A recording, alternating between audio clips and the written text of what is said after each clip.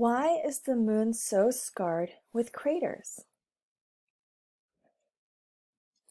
An asteroid or meteor is more likely to fall toward Earth than the moon because our planet's stronger gravity attracts more space debris.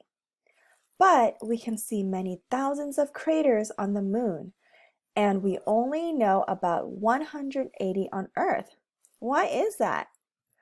The truth is, both the Earth and the moon have been hit many, many times throughout their long 4.5 billion year history.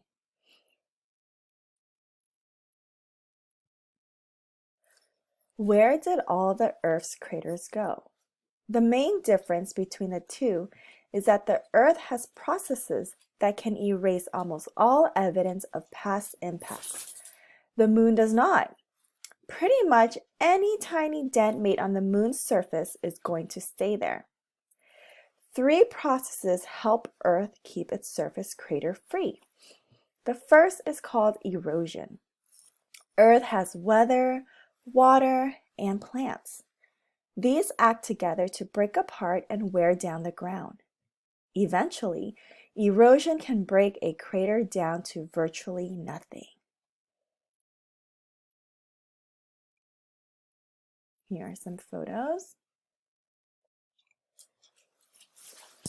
The moon has almost no erosion because it has no atmosphere. That means it has no wind, it has no weather, and it certainly has no plants. Almost nothing can remove marks on its surface once they are made. The dusty footsteps of astronauts who once walked on the Earth are still there today, and they aren't going anywhere anytime soon. The second thing is something called tectonics.